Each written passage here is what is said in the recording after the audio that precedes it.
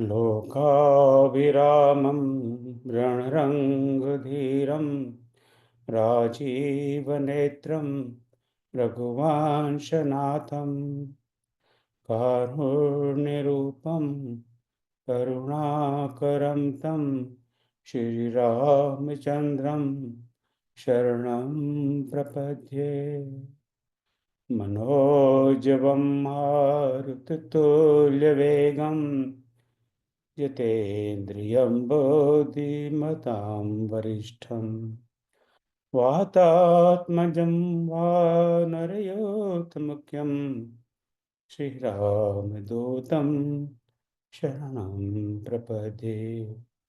श्रीरामदूतं शरणं प्रपद्ये। श्यावरि रामचंद्र भगवान की जय। उमापति महादेव की जय। पवन सुत हनुमान की जय। श्री कृष्ण कन्हैया लाल की जय। जय जय श्री राम। तो पुनः बहुत बहुत धन्यवाद भाई और बहनों आज पधारने के लिए। तो जैसे मैं कह रहा था कि अप्रैल 2020 में ये श्री रामचरित भवन की जो जिसको हम कहते हैं आभासी कार्यक्रम, मुझे पता नहीं आभासी क्या होता है, सारा संसार ही आभास है। पर जैसा लोग हिंदी के विद्वान कहते हैं उन्हीं शब्दों का हम प्रयोग करेंगे, आभासी कार्यक्रम। और जब ये उस वो जब शुरू किया था उसका कारण मैं बताऊंगा अभी 1 मिनट में। पर तब ऐसा लग रहा था कि इस तरह के ऑनलाइन कार्यक्रम में कौन आएगा, और कोई 5-10 सिरफिरे लोग या फालतू जिनके पास कोई काम धाम नहीं है वो आ जाएंगे, और 3-4 महीने में एक आध शनिवार को देखते हैं क्या होता है। ये वास्तव में कह रहा हूँ, this was our initial thinking. पर उसने क्या स्वरूप ले लिया है ये आपको पता ही। ये सब राम जी की कृपा बड़ी अजीब सी है। वो कब कैसे कृपा कर देते हैं ये हमें नहीं पता। तो बिना ज़्यादा समय लिए हमें ठीक 40 बाद हम अखंड रामायण का आरंभ करेंगे। तो उसमें हम बिल्कुल डिले नहीं करना चाहते। तो मैं जो श्री राम चरित भवन की जो यात्रा रही है, उस यात्रा के पथ पर आपको मैं दोबारा ले चलना चाहता हूँ।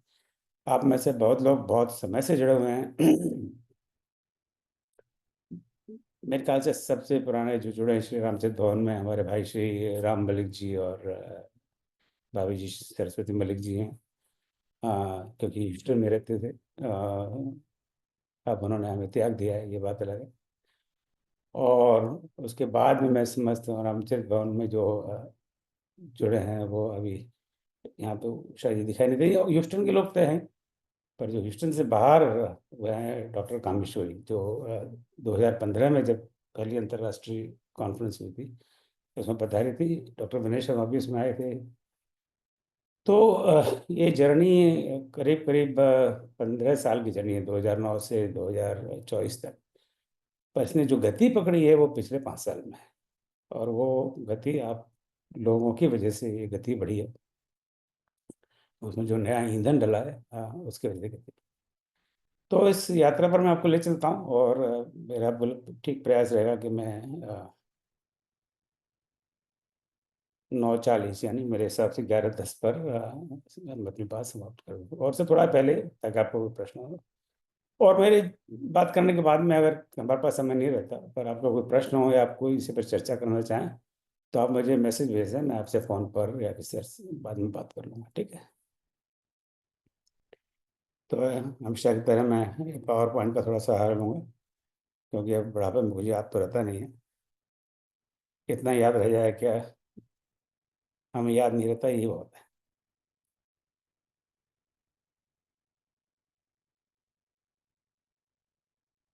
तो ये अब इसको क्या कहा जाए, पंचवर्ष समापन महोत्सव, इस पर काफ़ी चर्चा हुई। आप लोगों में से कई लोगों से मैंने इस पर सलाह ली। सबने अपने अपने बहुमूल्य विचार मुझे बताए। इस पर बड़े आपत्ति रही कि समापन तो कोई बात समाप्त हो जाए उसका है। तो मैंने नहीं, ये तो 5 वर्ष का समापन, श्री रामचंद्र भवन का समापन थोड़ा ही। तो ठीक है, नाम में क्या रखा है, तो हम इसको कह दिया 5 वर्ष समापन महोत्सव। पर यह समापन सिर्फ समापन नहीं है, ये तो एक विहंगावलोकन हम देख रहे हैं 5% पिछले क्या किया ऑनलाइन एक्टिविटीज में। और आज की तारीख तो आपको पता है 29 मार्च है। नव वर्ष का प्रथम दिवस है। तो पुनः आपको नूतन वर्ष की बधाई। तो हमारी जब पुरानी जब वेबसाइट थी उस पर हमने लिखा था, अब नई वेबसाइट पे है कि नहीं मुझे ध्यान नहीं आ रहा, कि ये 2009 में भी established simply to learn about Bhagwan Ram and his message. और उसकी प्रेरणा हमें हमारे पिताजी से मिली। हमारे पिताजी आप में से बहुतों से मैं कह चुका हूँ, कोई पढ़े लिखे नहीं थे। इतना ही पढ़े लिखे थे कि जो दुनिया के बेटे को पढ़ना चाहिए, काका आ जाए, दो चार जोड़ना आ जाए, और इतना ही वो जानते थे। पर वो रामायण के बहुत बड़े प्रेमी थे। और रामायण जब उनका मौका मिलता था वो रामायण पढ़ते थे। कहीं रामायण होती थी तो बिना बुलाए पहुंच जाते थे, बोले रामायण पढ़ रहे हैं मैं तो जाऊँगा। वो गुजरात हम ब्रज भाषा में बात करते थे, अहमदाबाद में बरसों से रहे, कि वहाँ रामायण हो रही है, मैं तो जाऊँगा, लाला बुलावे या नहीं बुलावे। तो उन्होंने 2008 में दिसंबर में देह त्याग दिया। और शायद उनकी कोई प्रेरणा हमें मिली कि इस तरह का हम कार्यक्रम आरंभ करें। तो 2009 में हमने इस संस्था की स्थापना की, श्री रामचरित भवन। तो आज मैं अपने माता पिता को नमन करता हूँ, प्रणाम करता हूँ कि उनके आशीर्वाद से ये जो संपन्न हो रहा है। तो 2009 में पहली बार हमने ये ह्यूस्टन के अंदर हिंदू वर्शिप सोसाइटी एक संस्था है, उनका सबसे पुराना मंदिर है, हिंदू मंदिर यहाँ पर। वहाँ पर एक रामचरित मंथन, एक 3-4 घंटे का सेमिनार का आयोजन किया। उसमें कुछ करीब 10-12 वक्ता आए और उन्होंने रामायण के विविध विषयों पर 10 से 15 मिनट अपनी अपनी बात रखी। तो ये वहाँ से ही बीज डला इस रामचरित मंथन का, हमने उसको मंथन नाम दिया। और उसके बाद में प्रभु की कृपा ये रही कि उसको हम हर साल करते रहे 2019 तक। उसमें शायद 1 साल या 2 साल बीच में कहीं गैप पड़ गया था, मुझे वो भी याद नहीं है। तो हर साल वो चलता रहा, हर साल हम ये सेमिनार करते रहे। भाई, और रामचरित भवन से कोई खास एक्टिविटी और कुछ होती नहीं थी, वन से ईयर इवेंट था। और 10-12 लोग इसमें भाग लेते थे, जैसे मैंने भी बताया। हमारे भाई श्री राम मलिक जी, सरस्वती मलिक जी बहुत एक्टिव भाग लेती थी। उषा मेहरा जी जो अभी शायद जुड़ी हैं नहीं जुड़ी मुझे पता नहीं, और भी कई जो हैं अपने हमारे मित्र उसमें आते थे और अपने अपनी अपनी बात करते थे। फिर आया मार्च 2020, वो तो पता ही सारी दुनिया ठप हो गई। हाँ, तो कोरोना आ गया। अब ये प्रश्न अब हमें हमें लगा कि करो ना, कुछ तो करें। अब क्या करें हम। तो कोरोना का हमारा मतलब निकला, करो ना, अब तो कुछ करो। और वहीं से जन्म हुआ इस ऑनलाइन कार्यक्रम का। तो जब ये सोचा कि हम ऐसा करते हैं, एक शनिवार को मिलते हैं। आप में से कई लोगों से इसके पहले हम रामायण कॉन्फ्रेंस में मिल चुका था। जैसे 2019 में मधु चतुर्वेदी जी से, विनीता जी से, कामेश्वरी जी से, विनय जी से, रजत अग्रवाल जी से, इन सबसे मेरी भारत में मुलाकात हुई थी। तो मैंने कहा है कुछ लोग पागल लोग हैं जिनको रामायण में इंटरेस्ट तो है, तो हम लोग करते हैं। तो 18 अप्रैल 2020, यानी तब तक रामनवमी निकल चुकी थी। आई थिंक इस साल रामनवमी 2 अप्रैल को थी, और हनुमान जयंती की। अब तो कुछ तो करना चाहिए इस साल, मंथन तो हम नहीं कर सकते, तो कोरोना की वजह से तो मिलना जुलना सब बंद है, सारे मंदिर भी बंद हैं। तो ये उसका बीज पड़ा। और उसका उद्देश्य उसी में था कि रामायण के विविध विषयों पर हम लोग अध्ययन करेंगे आपस में। और यहाँ पर 10 मिनट 15 मिनट बैठ कर बात करेंगे। और ये हर किसी के लिए है मंच, कोई भी आगे बात कर सकता है, ये नहीं कि कोई बहुत बड़े जाने माने विद्वान ही। तो this was the focus at that time in 2020, 5 years ago। तो जो 18 अप्रैल को क्या हुआ, मैंने कहा पता लगाऊं 18 अप्रैल को क्या हुआ। पहले तो ये डेट सही है कि नहीं है। तो मेरे पास जो पुराने डॉक्यूमेंट्स मैंने तलाश किए तो मुझे मिल गए। तो 18 अप्रैल को जब ये कार्य किया तो मैंने डॉक्टर बलराम सिंह जी यूएस में हैं, वो बड़े विद्वान हैं। वैसे साइंटिस्ट हैं वो, मेरे ख्याल से वो केमिस्ट्री के प्रोफेसर हैं, रिटायर हो चुके हैं, केमिस्ट्री या केमिकल इंजीनियर किसी के। तो मैं उनको बात की कि डॉक्टर साहब आप आइए। इनको भी मैं मिल चुका हूँ पहले एक बार। तो उससे हम लोग इस तरह कर, आप रामायण पर किसी विषय पर बात की, तो उन्होंने मुझे सलाह देनी कि कोई एक टॉपिक आप निश्चय करिए, ऐसे ही कोई कुछ बात करेगा तो मजा नहीं आएगा। तो उन्होंने बहुत अच्छी सलाह दी और मैंने उसको तुरंत मान लिया। तो हमने कहा हम ऐसे करते, चलो ऐसे पढ़ रहे राम कौन, मेरा ये बड़ा फेवरेट सब्जेक्ट है, क्योंकि इससे करीब साल भर पहले, 1.25 साल पहले, जनवरी 2019 में मैं जयपुर में था। तो कोटा से किसी ने मुझे, कोटा जाने वाला था, उन्होंने कहा आप यहाँ ही रहे हो तो हम लोग एक रामायण की गोष्ठी करते हैं, तो आप कुछ बोलिए। मैंने कहा मैं क्या बोलूँगा, मैं तो सुनने वाले में से हूँ। फिर भी उन्होंने कुछ जोर दिया मुझ पर, मैंने कहा ठीक है, मैं राम कौन से बोलूँगा। कह तो मैंने दिया, और फिर बाद में मैंने अपने सारे, अभी मेरे बाल इसलिए कम है ना, क्योंकि उसी समय मैंने सारे बाल को नोच लिए, कि मैंने अपने सारे बाल नोच लिए कि मैंने क्या कह दिया, राम कौन से मैं क्या बोलूँगा। पर प्रभु की अच्छी ऐसी अच्छी कृपा हुई कि थोड़ा अध्ययन हो गया, और बड़ा अच्छा कार्यक्रम रहा। तो बलराम सिंह डॉक्टर साहब की बात मानी, भी कहाँ रखते हैं। तो उस दिन जो पहला जो कार्यक्रम था, भगवान राम कौन, इस पर 4 वक्तव्य हुए। डॉक्टर महावीर अग्रवाल हरिद्वार से, सुश्री विनीता मिश्रा जी जो अभी आप देख रहे हैं मंच पर हैं आज, डॉक्टर कामेश्वरी, ये भी आज मंच पर हैं, और डॉक्टर बलराम सिंह। मुझे बड़े खेद के साथ बताना पड़ता है आपको कि डॉक्टर बलवा महावीर अग्रवाल जी ने अभी कुछ दिन पहले देह त्याग दी है। ये हमारे ग्रंथों के बहुत बड़े विद्वान थे। इन्होंने वाल्मीकि रामायण पर किसी जमाने में पीएचडी थीसिस लिखी थी, स्वयं डॉक्टर महावीर अग्रवाल। जब भी हमने इनको आमंत्रित किया, वे हमेशा इस मंच पर पधारे, और उन्होंने अपने वक्तव्य से हमें बड़ा लाभान्वित किया। तो इस मंच से आप सबकी ओर से मैं डॉक्टर महावीर अग्रवाल जी की आत्मा भगवान श्री राम के चरणों में उनसे आत्मसात हो जाए, ये मैं प्रार्थना करता हूँ। और उन्हीं के पच्चीन पर उनके पुत्र चल रहे हैं, रजत अग्रवाल। वो आज मैंने उनको सूचित तो किया था, परंतु अभी अभी थोड़े दिन पहले ही उन्होंने देह छोड़ी है। तो हम श्योर वो जो भी हमारे रिचुअल्स हैं उसमें व्यस्त होंगे। तो ये 18 अप्रैल 2020 कहाँ से शुरुआत हुई, ये 10-15 मिनट के वक्त भी थे, वहाँ से शुरुआत हुई। तभी भी हमें कोई ऐसा अंदेशा नहीं था कि ये कितना चलेगा। तब हमने कहा कि इसको उस सभा में या उसके 1-2 वीक बाद सभा में, कि इसको हर, ऐसा करते हैं हर महीने में 2 बार मिलते हैं। तो उसी मंच पर एक ह्यूस्टन के हमारे मित्र थे, वो कहा नहीं नहीं नहीं नहीं, we have to do it every week. अब वो बड़े उत्साह में कह गए, हमने भी बड़े उत्साह में कहा अच्छी बात है। हालांकि वो फिर बाद में वो बहुत आए नहीं, पर उनकी उस कहने से ये हर वीक चल पड़ा। तो उसी बात से हर वीक ये हर सैटरडे को यहाँ पर मिलते हैं।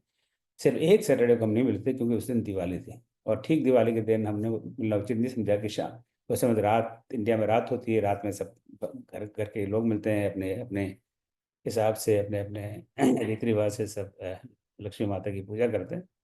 इसके अलावा 5 वर्ष में लगातार हर शनिवार को हम मिलते आ रहे हैं। ये हुई इसकी शुरुआत। अब इसके बाद में क्या हुआ, इस पर मैं फटाफट आपको जानकारी दे दूँ। तो किस तरह की एक्टिविटीज हुई, मैंने इनको एक तरह से एक ग्रुपिंग करके एक प्रेजेंटेशन की भांति आपके लिए तैयार करने का प्रयास किया है। इसमें कुछ अंग्रेजी में है, कुछ हिंदी में है, तो खिचड़ी भाषा में। तो एक एक्टिविटी तो है जो इंटरनेशनल रामायण कॉन्फ्रेंस है, जिसके बारे में आप जानते ही हैं, और जो आज 7वीं कॉन्फ्रेंस है वो अब 2 अप्रैल से आरंभ होगी। बाकी कॉन्फ्रेंस की मैं बाद में बात करता हूँ आज। फिर बच्चों की activities, educational classes, contributed short talks, invited detail talks and play, publication, recitations in Hindi. इन पर बहुत संक्षेप में 2-3 मिनट बात करता हूँ, ताकि हम समय पर कर सकें। पहले तो हम कॉन्फ्रेंस की बात करते हैं। जो सबसे पहली कॉन्फ्रेंस हुई, रामायण की कॉन्फ्रेंस, वो हुई बेंगलोर में। वहाँ पर इंडस बिजनेस एकेडमी है, उनके डीन हैं प्रोफेसर सुभाष शर्मा, हमारे बड़े अच्छे मित्र हैं और बड़े विद्वान व्यक्ति हैं, मैनेजमेंट के प्रोफेसर हैं, और उनको भी शास्त्रों का अच्छा ज्ञान है।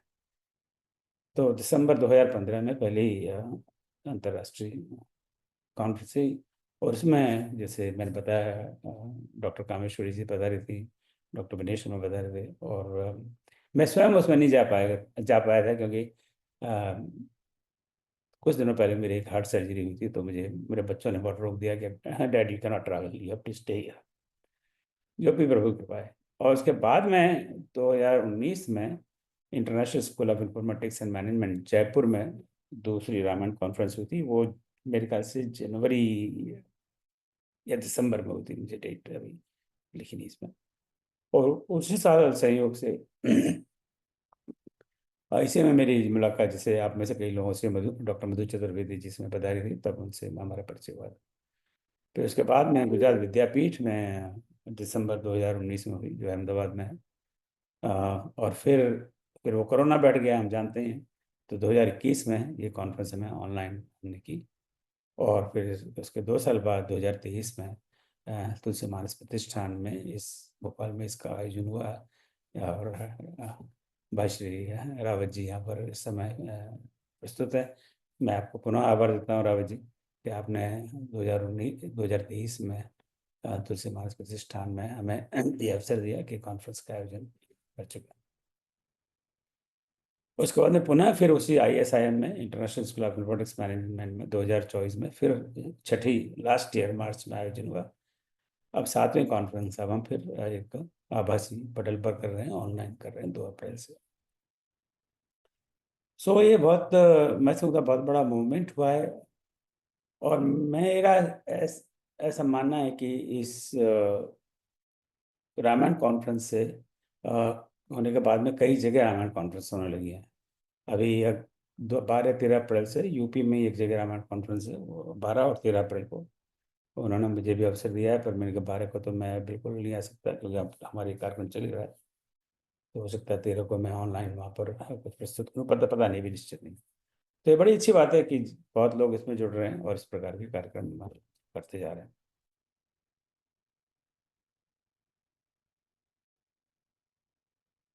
बाकी अब कार्यक्रम जैसे बच्चों के कार्य हमने बहुत प्रयास किया है, हालांकि बहुत हम इसमें सफल नहीं हो पा रहे, मैं मुझे कहना पड़ेगा। और जो मैं आपको बता रहा हूँ आज, ये थोड़ी सी एक समरी है, बहुत सारी चीज़ें इसमें से छूट जाएंगी जो हमने की है। और जब मैं कह रहा हूँ हमने किए, मैं ये कहना चाह रहा हूँ कि आपने किए। हम तो सिर्फ एक कंप्यूटर ऑन कर देते हैं, जूम मीटिंग चालू कर देते हैं और आगे हम बैठ जाते हैं। ये जो भी काम किया है आप सब लोगों ने किया है। तो बच्चों का एक प्रेजेंटेशन हमने बच्चों को कई बार इनवाइट किया है। हनुमान कौन, श्री राम गुरु की राम की श्री राम की गुरु ग्रह यात्रा, राम केवट संवाद, चित्रगता, सीताहरण, रामायण के साथ ये सारे प्रेजेंटेशन बच्चों ने दिए हैं। अभी 12 अप्रैल को जब हनुमान जयंती है, मैं 2021 साल की बात कर रहा हूँ, उस दिन देश विदेश से 27 बच्चे हनुमान चालीसा का पाठ करेंगे। तो 12 अप्रैल का है, और बच्चे 4.5 साल से 16 साल की उम्र के बच्चे हैं, और वो हनुमान चालीसा का पाठ करें। तो हम पूरा प्रयास करते हैं बच्चों को इन्वॉल्व करें। और आपसे मैं सहायता मांगता हूँ कि आप भी प्रयास करें कि बच्चों को इन्वॉल्व करें। 2022 में मैंने एक रामायण क्लास फॉर चिल्ड्रन का आयोजन किया था। सब ऑनलाइन, उसमें हर दूसरे रविवार, अल्टरनेट संडेज को 1 घंटे का क्लास हुआ था, और हमने 10 क्लास रखी थी। मैंने थोड़ा सा रामायण से परिचय बच्चों के लिए था। कोई बहुत नेचुरली 10 घंटों में कोई बहुत विस्तार से तो बात नहीं कर सकते, पर जो बच्चों के लेवल के हिसाब से रामायण का क्लास किया था। फिर तीसरी एक्टिविटीज जो, जिससे इन चीज़ों का हमने कोई प्लानिंग नहीं किया था, जब ये श्री रामचरित भवन बना था, वो है एजुकेशनल क्लासेस। तो जो तुलसी रामायण 1008 पंक्तियों की एक समीक्षा प्रभु कृपा से हुई, उसको टेक्स्ट बुक बनाकर हमने एक रामायण क्लास का आयोजन किया था यहाँ पर, weekly 90 minutes class on Thursdays. और ये हुई 2022 में। तो कुल मिला के 24 क्लासेस हुई। तो उसमें तो मैंने थोड़ा सी हिम्मत करके इस क्लास को चलाने का प्रयास किया। और ये सारी जो आप देख रहे हैं इवेंट्स, इन सब के यूट्यूब वीडियोस हमारे यूट्यूब चैनल पर है। तो किसी चीज़ में भी आपको रुचि हो, आप यूट्यूब चैनल में जाइए, वहाँ सब मिल जाएगा आपको। और उसी समय या उसके आसपास डॉक्टर बाला मुनियप्पन एक मैनेजमेंट के प्रोफेसर हैं, पर वाल्मीकि रामायण के बड़े विद्वान हैं। उन्होंने वाल्मीकि रामायण पर क्लास की। और वो भी हर दूसरे संडे उनकी क्लास हुआ करती थी। तो वो उनकी क्लास इंग्लिश में थी, तो वाल्मीकि रामायण पर क्लास है। इन क्लासों से हमें बड़ी प्रेरणा मिली कि लोगों को वास्तव में बहुत रुचि है हमारे इन ग्रंथों को जानने की, समझने की। तो उनसे प्रेरित होकर हमने इन क्लासेस को कोर्सेज में कन्वर्ट कर दिया। क्योंकि ये रामचरितमानस में डिप्लोमा, ये यानी कि रामचरितमानस को हम पढ़ें, समझें, और इसका हम आपको डिप्लोमा देंगे तो डिप्लोमा कब देंगे क्या, हमें क्या पता आपने पढ़ा कि नहीं पढ़ा। तो तो ये क्लास हर सप्ताह में एक बार, 1 घंटे की, सवा घंटे की, जो भी मुझे टाइम ध्यान से याद नहीं आ रहा, याद आ रहा, सवा घंटा शायद। और हर क्लास के बाद में कुछ क्विज होगी, और क्विज आपको सबमिट करनी है। फिर एग्जाम होंगे, बालकांड के बाद में एक एग्जाम, अयोध्या कांड के बाद में एक एग्जाम, अरण्य कांड, किष्किंधा कांड, सुंदरकांड के बाद में एक एग्जाम, इस तरह से, और फिर एक फाइनल एग्जाम जैसे होता है। और अगर 70% आपके अंक आ रहे हैं तो आपको डिप्लोमा प्रदान किया जाएगा।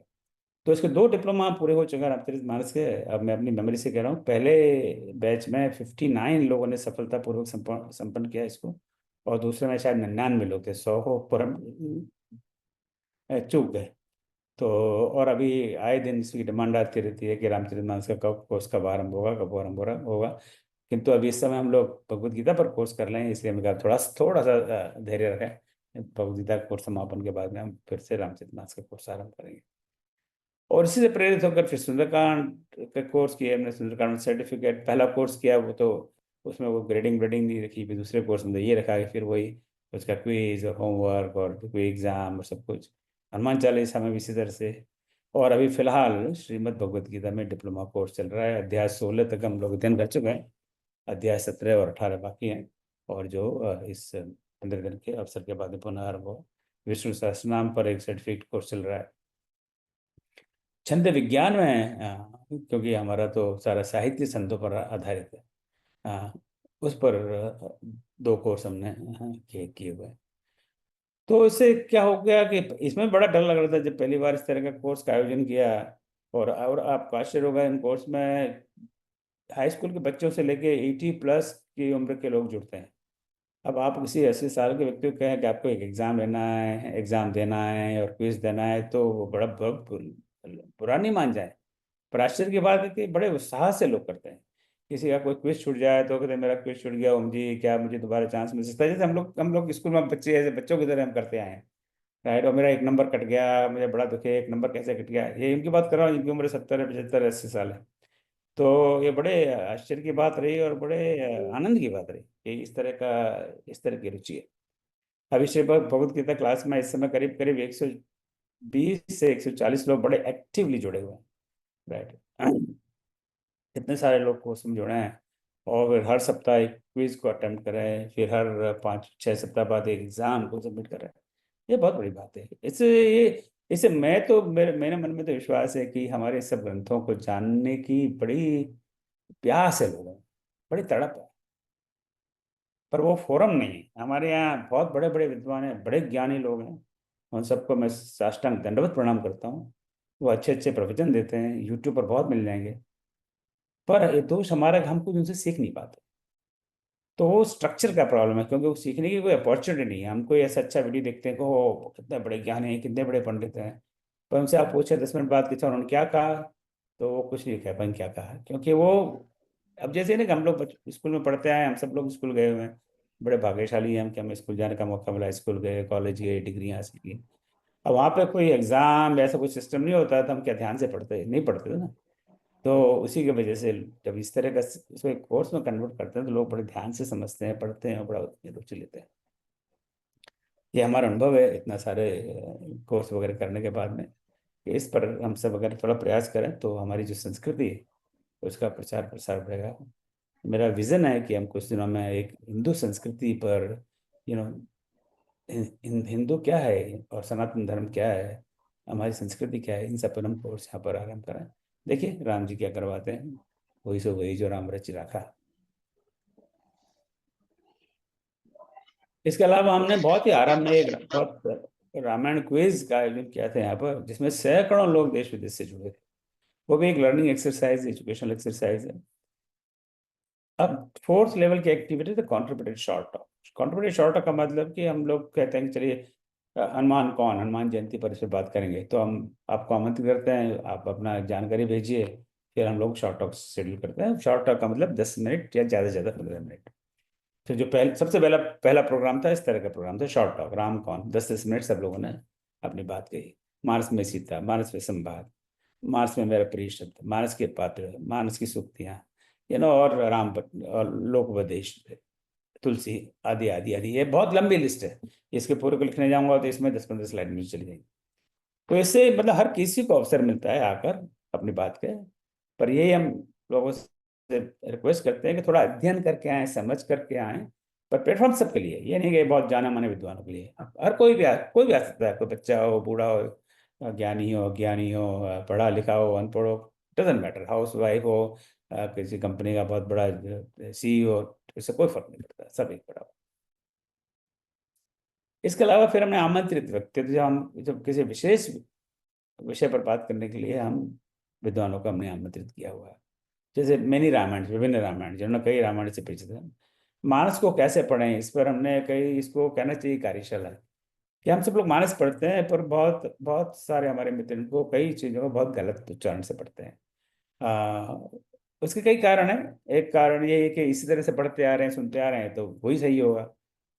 तो इस पर हमने कई बार चर्चा की है। मानस में महादेव, मानस में आधुनिक विज्ञान, मानस में नारी निंदा, राम एक नाम अनेक, और आप देख लीजिए ना कितने रामचरितमानस और रामायण का तुलनात्मक गद्य। रामचरितमानस में विशेषण चयन, जो डॉक्टर राजेंद्र शर्मा, इन्होंने इस पर बात की थी। तो इस तरह भिन्न भिन्न विषयों पे आमंत्रित वक्तव्य। तो ये 20 मिनट, 25 मिनट, 30 मिनट करीब करीब समय इन पर विचार व्यक्त किए गए। और जैसा आप देख रहे हैं, ये सूची है बहुत ही इनकम्प्लीट सूची है। अगर इसको पूरी करने जाए तो मुझे और 4-5 पन्ने चाहिए। और उसी श्री रामचरितमानस की बात करते करते हमारे मन में ये भी आया कि जरा थोड़ा गीता को पढ़ने का प्रयास करें। तो इस पर भी हमने वक्ताओं को आमंत्रित किया, ताकि हम भगवत गीता को समझ सकें। जैसे गीता को कैसे पढ़ा जाए, वही वाली बात है, किस क्या उच्चारण, क्या सही हो, गीता में कृष्ण कहाँ कहाँ है, गीता का सार्वभौमिक संदर्भ। आचार्य प्रभुदयाल मिश्र जी ने इस पर बात की थी।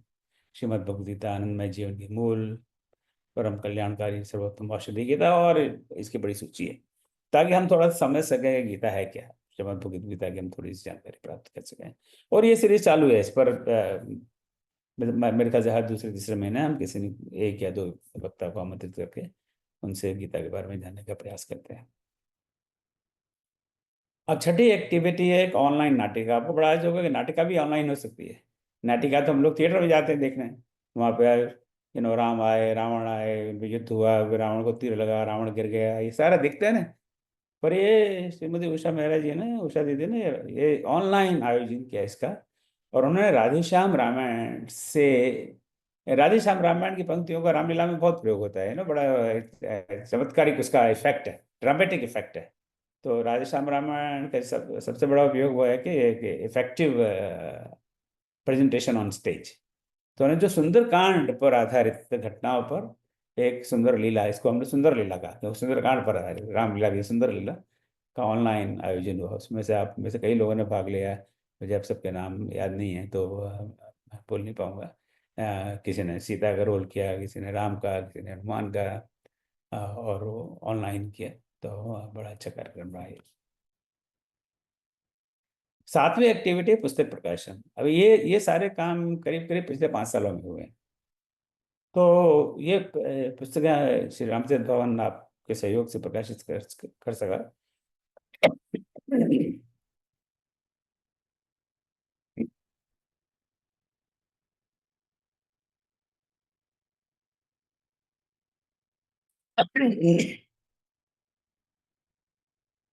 जो सबसे पहले पुस्तक प्रकाशित हुआ, राम काव्य पीयूष।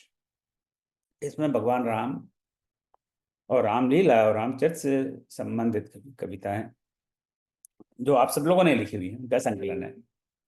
और रामनवमी के अवसर पर ही इसका हमने विमोचन किया था। ये सारी डेट्स मेरे पास हैं, पर समय बचाने के लिए मैं आगे बढ़ रहा हूँ। अब राम जी पे काव्य पीयूष किया, तो फिर तो कृष्ण जी को कैसे छोड़ सकते हैं। फिर कृष्ण काव्य पीयूष। और उसी समय ये हाइकू की लोग, कुछ हमारे कई मित्रों बात करते हैं कि हाइकू, मैंने कहा, हाइकू क्या चीज़ है? ये तो पता है कोई प्रकार की कविता होती है। तो हमने उसको जानने का प्रयास किया। मैंने कहा चलो हम राम हाइकू पीयूष करते हैं, कि जिस एक राम कथा को हाइकू में लिखा जाए। और ये राम कथा नहीं है, ये राम और रामचरित और रामायण की घटनाओं पे जो हाइकू है, उसके संकलन पर ये पुस्तक है, राम हाइकू पीयूष। फिर 1008 पंक्तियों में मैं बाद में बात करता हूँ। फिर 30 दिनों में रामायण अध्ययन। तो हर कई सालों से हम लोग श्रावण मास पारायण इस पटल पर करते हैं। पहले तो जैसे मासिक मास पारायण होता है, रामायण का पाठ करते हैं, करीब 45 मिनट उसमें लगते हैं। उसके बाद में आप में से कोई 15-20 मिनट उस पाठ की समीक्षा करता है, समरी बताता है। तो उन्हीं पर आधारित ये पुस्तक बनी है, 30 दिनों में रामायण अध्ययन। मैं समझता हूँ इसका विमोचन हमने रावत जी जब भोपाल की कॉन्फ्रेंस में किया था इस पुस्तक का। तो इनका हेतु ये है कि जिनके पास समय नहीं है, हमारे पास या हमारे बच्चों के पास, पर हम चाहते हैं कि वे रामायण को थोड़ा बहुत जाने, तो ऐसी पुस्तकें बहुत काम की हैं। रोज 10 मिनट आप पढ़िए, 30 दिन पढ़िए, और 30 दिनों में आपको रामायण का सार का ज्ञान ज्ञान हो जाएगा। और 10 मिनट निकालना इतना कोई मुश्किल काम नहीं। और सरल भाषा में प्रयास ये रहता है कि सारी चीजें जितना सरल हो उतनी सरल भाषा में।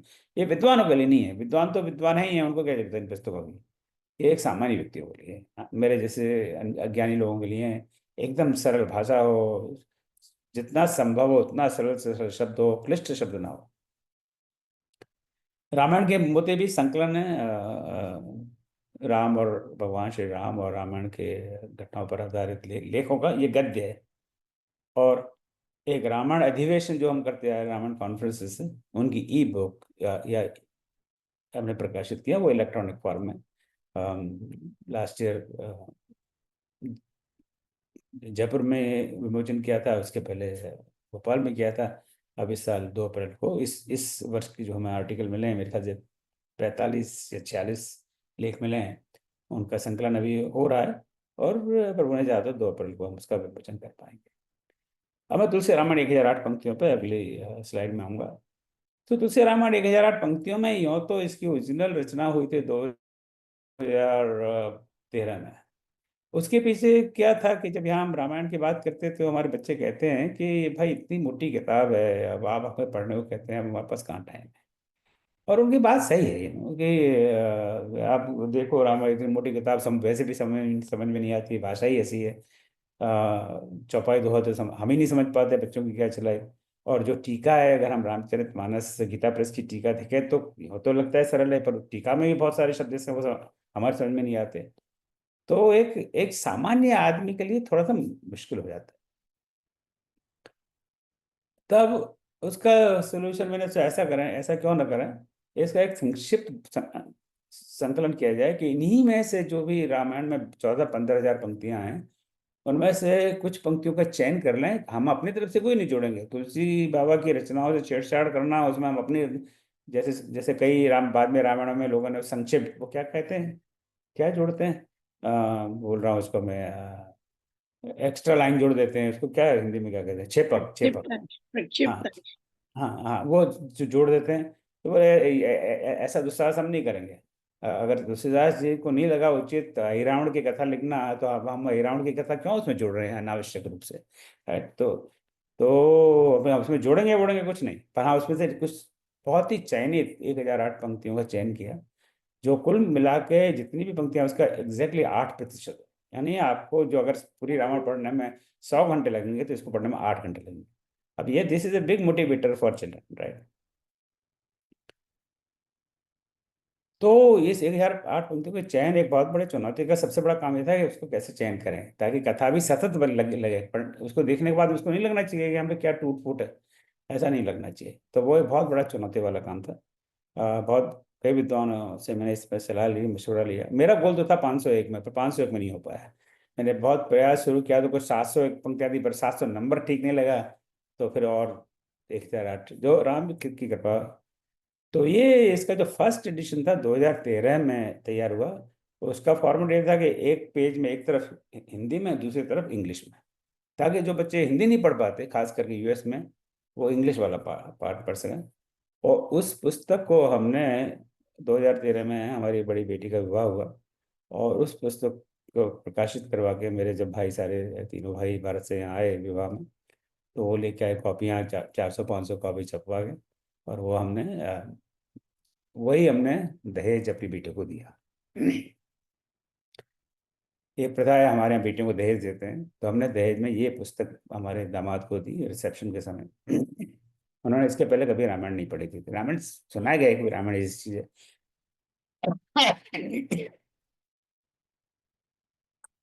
हमारे दामाद तेलुगु भाषी हैं, वो हिंदी भी नहीं पढ़ सकते, तो उन्होंने पहली बार रामायण पढ़ी। और उसके बाद में इसका बाद में मैंने उसको पुस्तक को रिवाइज किया,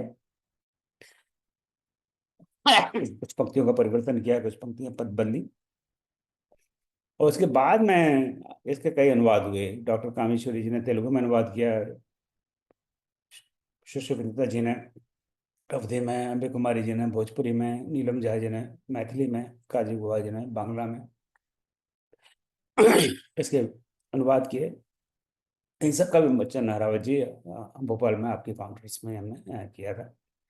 इसके अलावा इंग्लिश में अनुवाद बिल्कुल रेडी है, गुजराती में अनुवाद बिल्कुल रेडी है, किसी भी समय उसको छापने के लिए भेज सकते हैं। और बाकी तीन दक्षिण की भाषाएं, केरल की मलयालम, कर्नाटक की कन्नड़ और तमिलनाडु को तमिल, उनके भी एक ड्राफ्ट मेरे पास आ चुके हैं। परंतु विडंबना ये है कि लोगों को पढ़ने में रुचि नहीं है, तो हमारा हाथ रुक गया कि इनको हम छाप के भी क्या करें अगर लोग पढ़ना ही नहीं चाहते पर ये बड़ा प्रयास रहा। मैं डॉक्टर कामेश्वरी जी, विनीता जी, अम्बे जी, नीलम झा जी और काजी गुहा जी का बहुत ऋणी हूँ। उन्होंने अपना बहुत समय इसमें लगाया, और समय लगाने की बात नहीं है कि मेरे जैसे व्यक्ति से काम करना कोई सरल काम नहीं है। मैं, आपको पता है, मैं बड़ा टेढ़ी प्रवृत्ति का व्यक्ति हूँ, तो मुझसे मुझे झेलना is not very easy task. अगर कॉमा की जगह सेमी कॉलन है, या कॉमा होना चाहिए वहाँ कॉमा नहीं है, या कॉमा के पहले स्पेस है जो नहीं होना चाहिए, इस तरह की बातें भी मैं सहन नहीं कर पाता। तो इन्होंने, आप सबने मुझे झेला है, आपका मैं बहुत बहुत ऋणी हूँ। समय बहुत हो रहा है, मैं बिल्कुल समापन करने जा रहा हूँ। इसके अलावा हम लोगों ने संक्षिप्त रामायण, जो अभी बात, जो 1008 पंक्ति है संक्षिप्त रामायण का, इससे हमने ऑनलाइन पाठ आरंभ किया, और हर मंगलवार को इसका हम पाठ करते आ रहे हैं कई वर्षों से। अभी कुछ समय से हमने बंद कर दिया क्योंकि हमारे पास बहुत सारी एक्टिविटीज हो गई। अखंड हनुमान चालीसा का हमने पाठ किया। अखंड हनुमान चालीसा का मतलब है पूरे 24 घंटे या इस तरह से हनुमान चालीसा। अखंड रामायण का पाठ 2 बार पहले ऑनलाइन कर चुके हैं, और ये दूसरी तीसरी बार।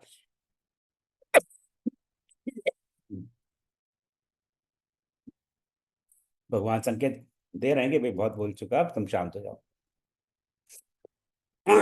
अभी तीसरा अखंड रामायण का पाठ, अब प्रभु ने चाहा तो बस 5 मिनट बाद हम आरम्भ करेंगे। श्रावण मास पारायण हर श्रावण मास में हम करते आ रहे हैं, और श्रीमद् भगवत गीता का पारायण भी हमने आरंभ कर दिया है। तो इस इन 15 दिनों में एक दिन श्रीमद् भगवत गीता का पारायण भी करेंगे। आई थिंक इसके पहले हम 2 या 3 बार कर चुके हैं।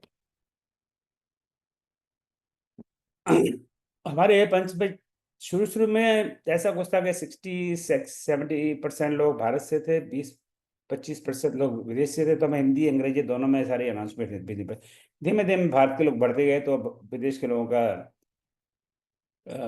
कम होता गया। तो हमने देखा कि आप में से बहुत से लोग हिंदी के बड़े बड़े विद्वान हैं, हिंदी के लेखक हैं, हिंदी के प्रोफेसर हैं, हिंदी में आपने कई पुस्तकें लिखी हैं। तो उसको देखते हुए एक हमने वैश्विक हिंदी संस्थान एक की स्थापना की, ताकि हिंदी का प्रचार प्रसार हो चुके। परंतु हमारा फोकस ग्रंथों पर ही रहा। पर जब 75 वर्ष भारत की स्वतंत्रता हुए, तो हमने मेरा भारत इस पर एक वैश्विक काव्य गोष्ठी की, जो 24 घंटों से लगातार कंटिन्यूस जूम मीटिंग पर चलेगी।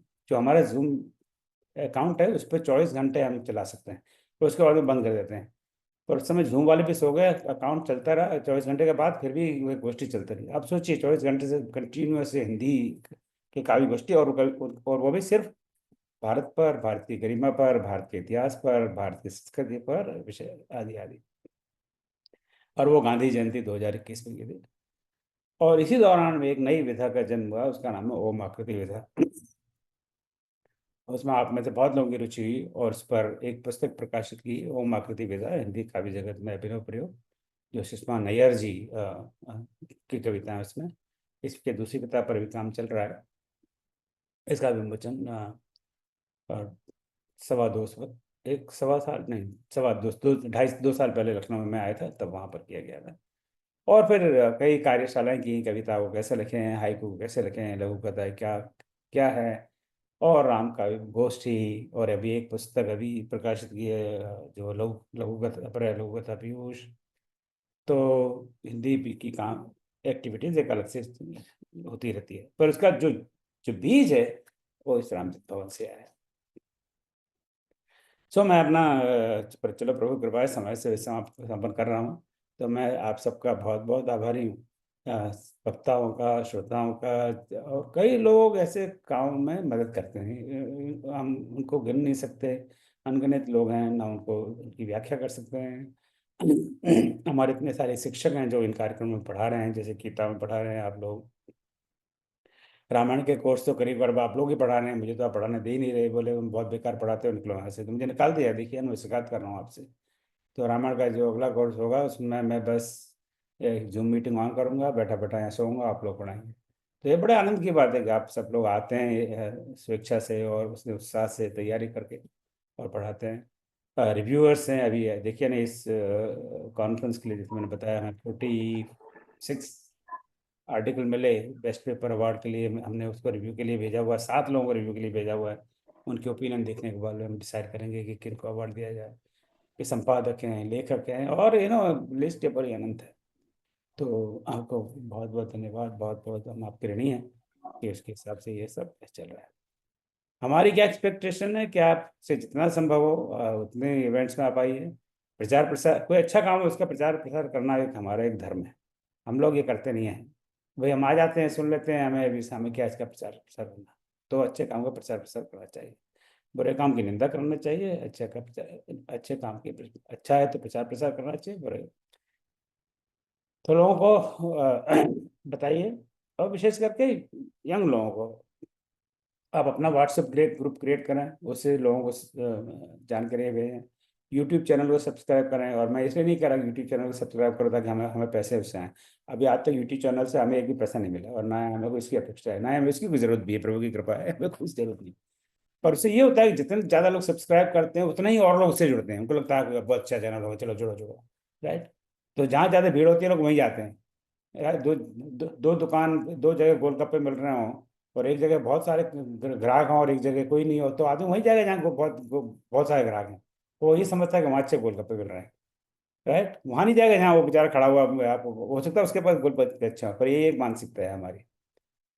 और रामचरित भवन के सदस्य बने हैं, और लोगों को इसमें बी एन एक्टिव पार्टिसिपेंट, जैसे मैंने कहा नीचे एक एक्टिव बनना है। राइट।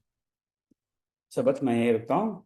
आपका बहुत बहुत धन्यवाद। इसको मैं कैसे अब बंद करूँ, लेट मी सी। आपका बहुत बहुत धन्यवाद। और